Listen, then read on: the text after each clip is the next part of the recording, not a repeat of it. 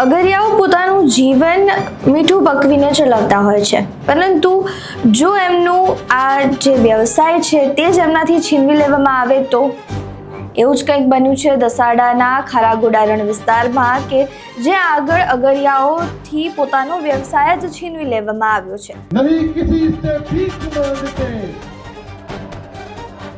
नहीं किसी से भीख मांगते, नहीं किसी से भीख मांगते।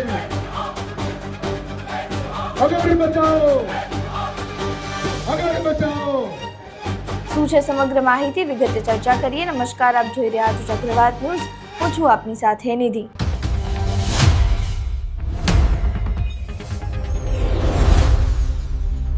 સુરેન્દ્રનગરના દસાડાના ખારાગોડા ગામમાં વર્ષોથી મીઠું પકવતા અગરિયાઓ અત્યારે મુશ્કેલીમાં છે, કારણ કે હિન્દુસ્તાન સોલ્ટ લિમિટેડ દ્વારા જે જમીન અગરિયાઓને આપવામાં આવી હતી મીઠું પકવવા માટે, તે હવે કોઈ બીજાને ભાડે આપી દેવામાં આવી છે અને જમીનમાં હવે પાળા બાંધી દેવામાં આવ્યા છે। ત્યારે આ સમગ્ર બાબતને લઈને જે ખેડૂતો છે તે રોષે ભરાયા છે અને તેઓને પોતાનું જે જીવન છે, વ્યવસાય છે, તે ક્યાંક ને ક્યાંક છૂટી રહ્યો હોય તેવી ડર છે અને તેનાથી તેઓ ગુસ્સે અત્યારે જોવા મળી રહ્યા છે। આ સમગ્ર બાબતે જ્યારે ચર્ચા વિચારણા થાય છે ત્યારે અગરિયા એકતા સભાનું આયોજન કરવામાં આવે છે। આયોજન જે ધારાસભ્ય છે, દસાડાના પૂર્વ ધારાસભ્ય એવા નૌશાદ સોલંકી દ્વારા કરવામાં આવે છે અને તેમના દ્વારા અગરિયાઓ ઉપર થતી આ જે ગેરવર્તણૂક છે, કે જે રીતે કંપનીઓ દ્વારા અગરિયાઓનો જે વ્યવસાય છે તે છીનવી લેવામાં આવ્યો છે, પરંતુ સરકાર છે અથવા તો કંપનીના ઉપરના મેનેજમેન્ટ છે કોઈ પણ પ્રકારનું આશ્વાસન નથી આપી રહ્યા અથવા તો વળતર નથી આપી રહ્યા અગરિયાઓને, કારણ કે અગરિયાઓ એ વ્યવસાયથી જ જોડાયેલા છે। તેને લઈને હવે જે પૂર્વ ધારાસભ્ય નૌશાદ સોલંકી છે તેઓ ગુસ્સે જોવા મળી રહ્યા છે, તેઓ પણ રોષે ભરાયા છે। તેઓ આ સમગ્ર બાબતે શું કહી રહ્યા છે તે સાંભળો। આજે ખારાગોડા ખાતે અગરિયા એકતા સભાનું આયોજન કરવામાં આવ્યું હતું અને ખાસ કરીને જે પ્રકારે આજે સરકાર દ્વારા આ સમગ્ર રણનો સોદો કરી અને અગરિયાઓના પેટ ઉપર લાત મારવાનું જે કામ કરવામાં આવી રહ્યું છે, ત્યારે અગર બચાવો અગરિયા બચાવોના નારા સાથે આજે એકતા સભાનું આયોજન થયું હતું। ખૂબ મોટી સંખ્યાની અંદર અગરિયાઓ એકઠા થયા હતા।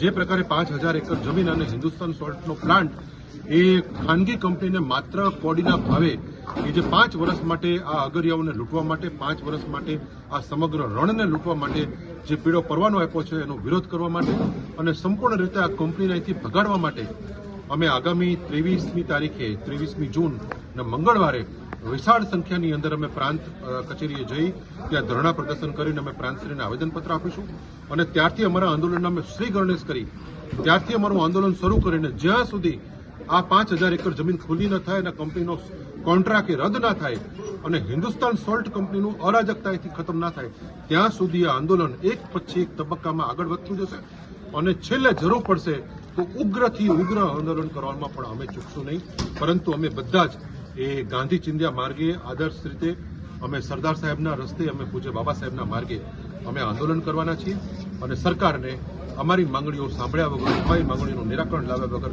કોઈ જ છૂટકો નથી એ આજની આ મિટિંગના માધ્યમથી અમે સંદેશ આપ્યો છે। છેલ્લા 15 દિવસથી અગરિયા વિરોધ કરી રહ્યા છે, ત્યારે દસાડાના વર્તમાન ધારાસભ્ય દ્વારા એક પણ વખત સ્થળની વિઝિટ કરવામાં આવી નથી। તમારા દ્વારા જ્યારે સભાનું આયોજન કરવામાં આવ્યું ત્યારે ગઈકાલે વિઝિટ કરવામાં આવી છે, શું કહેશો? આવું ભૂતકાળમાં પણ અમે અનેક વખત જોયું છે કે જ્યારે અગરિયાઓ જાગૃત થાય અથવા પોતાનો અવાજ ઉઠાવવાનો પ્રયત્ન કરે અથવા અમે લોકો પણ કોઈ પણ વાવાઝોડું હોય કે બીજો કોઈ પણ પ્રશ્ન હોય અમે લોકો મુલાકાત કરીએ, તરત જ આ લોકો એ અગરિયાઓને ડાયવર્ટ કરવા માટે, એમને ભ્રમની સ્થિતિ પેદા કરવા માટે આ લોકો મુલાકાત કરતા હોય છે। ખાલી ફોકટના કાગળો લખી અને કે અમે તમારો પ્રશ્ન અમે હલ કરી દઈશું, તમારે હવે કોઈ મિટિંગ કરવાની જરૂર નથી, તમારે કોઈ આંદોલન કરવાની જરૂર નથી, એમ કરીને અગરિયાઓને ડાયવર્ટ કરતા હોય છે। પરંતુ જો તમારે પ્રશ્ન હલ કરવાનો હતો તો પહેલા પ્રશ્ન જ પેદા શું કામ કર્યો? ગ્રામ પંચાયતથી લઈને દિલ્હી સુધી તમારી સરકાર છે, તો શા માટે અગરિયાઓના પેટ ઉપર લાત મારવાનું કામ તમે પહેલા કર્યું હતું? તમે પહેલા આ ધંધા સેટોને તમે કોડીના ભાવે તમે રણ લૂંટાવવા માટે એને આપી દો છો અને પછી એમ કહો છો કે અમે તમારો પ્રશ્ન હલ કરીશું। આ માત્ર ને માત્ર અગરિયાઓને ભ્રમમાં રાખવા માટે અને કાયમ માટે અગરિયાઓને ગુલામ રાખવા માટેનું આ એક છળ કપટ જે આ લોકોને કોઠે પડી ગયું છે, જે આ લોકોની રણનીતિનો એક ભાગ બની ગયું છે, એ જ ક્રમની અંદર સ્થાનિક ધારાસભ્યો હોય કે ભારતીય જનતા પાર્ટીના કોઈ પણ આગેવાનો એ હર હંમેશ માટે આ ભોળી જનતાને, ગ્રામજનોને, ખેડૂતોને, અગરિયાઓને કાયમ માટે એ છેતરપિંડી કરવાનું કામ કરી રહ્યા છે. હવે આ સમગ્ર મામલે ખારાગોડાના જે એક્સ સરપંચ છે તેમની પણ પ્રતિક્રિયા સામે આવી છે. તેઓ પણ અગરિયાઓ ઉપર થતા આ ગેરવર્તણૂક ઉપર ઘણા બધા આરોપો લગાવી રહ્યા છે. શું કહી રહ્યા છે તે સાંભળો. બાથાણી એક્સ સરપંચ ઓફ ખારાગોડા. મારે કહેવાનું એવું થાય છે કે તાજેતરમાં હિન્દુસ્તાન સોળ કંપનીએ એની જે કંઈ 23,000 એકર જમીન છે એમાંથી 5,000 એકર જમીન કોઈ પણ કંપનીને ભાડા પર એના હિસાબે શું થાય છે કે અમારા જે હિન્દુસ્તાન સોળ કંપનીના એક્સ એમ્પ્લોયી એટલે મીઠા કામદારો હતા એના બધા હકો છીનવાઈ જાય છે. કારણ કે જે પાર્ટીને હિન્દુસ્તાન સોળ કંપનીએ મીઠું ઉત્પાદન કરવા માટે જમીન આપી છે એમાં અમને કોઈ પણ રીતે એ લોકો મીઠું પકવવા દેશે નહીં. એટલા માટે અમારી માગણી એ છે અત્યારે કે અગાઉ જ્યારે હિન્દુસ્તાન સોળ કંપની અસ્તિત્વમાં આવેલી ત્યારે હિન્દુસ્તાન સોળ કંપનીને મીઠું પકવવા માટે જ જમીન આપવામાં આવી હતી, નહીં કે આવી અન્ય પાર્ટીઓને ભાડા પટ્ટે આપવા માટે. એટલે અમારી માગણી એ છે કે હિન્દુસ્તાન સોળ કંપની જે રીતે અગાઉ મીઠું પકવતી હતી 1,000 પાટાની અંદર, એ રીતે મીઠું પકવે.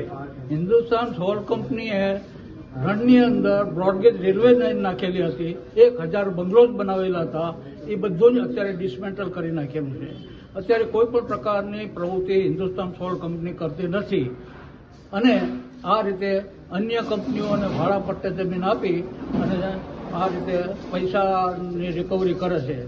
આ સિવાય અમારી બીજી મહત્વની આ વિસ્તારની જો કોઈ માગણી હોય તો હિન્દુસ્તાન સોળ કંપની સિવાય વાઇલ્ડ સેન્ચ્યુરી 1972માં જ્યારે ડિક્લેર થઈ, એ વાઇલ્ડ સેન્ચ્યુરીના હિસાબે શું થાય છે કે અમારા કોઈ પણ પ્રકારના લાયસન્સ રિન્યૂ કરી આપવામાં આવતા નથી, અમારા ભાડાપટ્ટા રિન્યૂ કરી આપવામાં આવતા નથી. અમે જે કંઈ અત્યારે મીઠું પકવીએ છીએ એ અમારા જે કંઈ અમને એલોટ કરવામાં આવેલી હતી જમીન, એ જમીન ઉપર અમે મીઠું પકવીએ છીએ.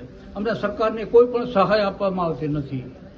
એટલા માટે અમારી માગણી એ છે કે જ્યાં હિન્દુસ્તાન સોળ કંપની સિવાય જે વાઇલ્ડ સેન્ચ્યુરી ડિક્લેર થઈ છે એમાં જે ઘુડખરની જે વસ્તી છે એ ક્યાં છે? તો જે કોસ્ટલ એરિયા છે એ કોસ્ટલ એરિયાની અંદર 5 કિલોમીટર સુધી જ રણમાં ઘુડખરો આવે છે. જે જગ્યાએ કોઈ પણ પ્રકારની વનસ્પતિ નથી કે જે જગ્યાએ કોઈ પણ પાણી પીવાનું નથી, એવી જગ્યાને ટેબલ ઉપર બેસી આ સરકારશ્રીએ વાઇલ્ડ સેન્ચ્યુરી 5,000 ચોરસ માઇલની ડિક્લેર કરી આપેલી છે.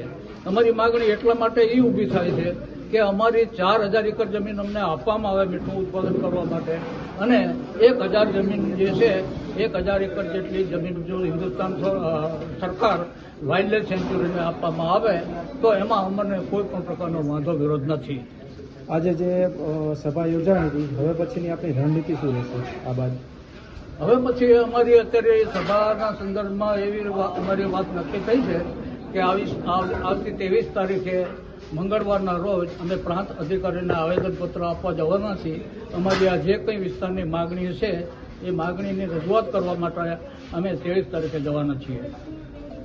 ત્યારે હવે અગરિયાઓ પોતાનું જનજીવન જે છે તે મીઠું પકવીને જ ચલાવતા હોય છે. તેમને એક પર્ટિક્યુલર એક સમય હોય છે જેમાં તેઓ મીઠું પકવતા હોય છે. ત્યારબાદ તેમના પાસે કોઈ વ્યવસાય નથી કારણ કે તેઓ એ જ શીખેલા છે. ત્યારે હવે અહીંયા જે અગરિયાઓ જે છે કે જે સમગ્ર ગુજરાતને નહીં પરંતુ સમગ્ર ભારતને મીઠું પકવીને આપે છે અને આપણી જે જીવન જરૂરિયાતની વસ્તુ છે તે આપણને આપે છે, તેમના જ સાથે થતી આ બદસલુકી હવે ક્યાંક ને ક્યાંક લોકો પણ આ મામલે રોષે ભરાયા છે. અત્યારે જે અગરિયાઓના સપોર્ટમાં લોકો આવી રહ્યા છે અને કંપની સામે રોષ ઠાલવી રહ્યા છે. ત્યારે તમારું આ સમગ્ર મામલે શું માનવું છે? તમારા મંતવ્યો અમને કમેન્ટ બોક્સમાં જરૂરથી જણાવજો. વિડીયો પસંદ આવ્યો હોય તો લાઇક, શેર, કમેન્ટ કરો અને મારી ચેનલને સબસ્ક્રાઇબ કરવાનું ભૂલતા નહીં. નમસ્કાર.